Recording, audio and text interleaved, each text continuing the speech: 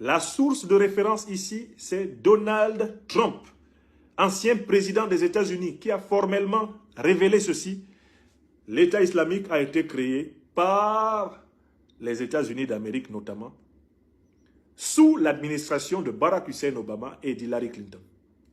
Je possède, et je vous ai déjà fait écouter la vidéo dans laquelle l'ancien président américain et actuellement candidat à l'élection présidentielle américaine, Donald Trump, indique formellement que l'État islamique est une organisation terroriste créée par les renseignements généraux américains.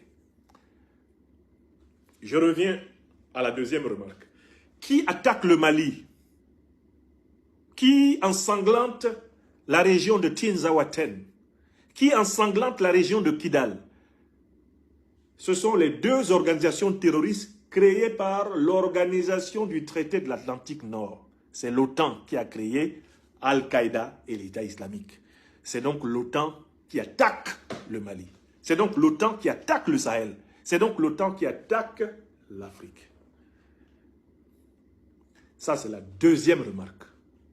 Il ne faut pas qu'il y ait un Africain, une Africaine qui se promène actuellement sur la planète Terre et qui ne sait pas qui nous attaque en Afrique. C'est l'OTAN.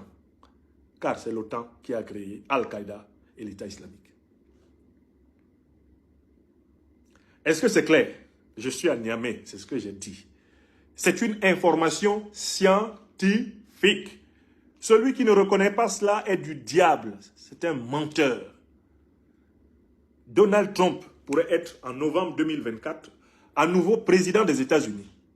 C'est lui qui, sur la base des documents en sa possession, a dit c'est Obama et Hillary Clinton qui ont créé l'État islamique.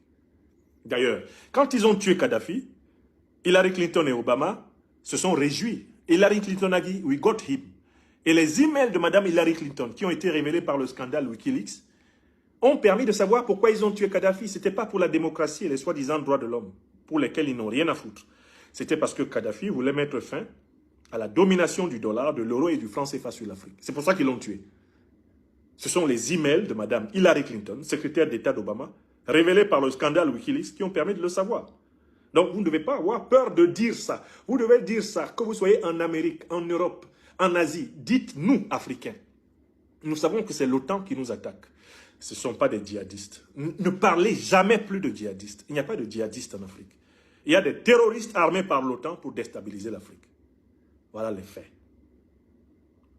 Et il n'y a que les lâches, ceux qui laissent mourir les innocents à travers toute l'Afrique, qui ne peuvent pas répéter ce que je viens de dire.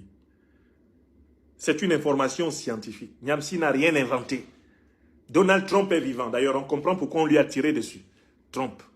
À cause de toutes les vérités qu'il dit.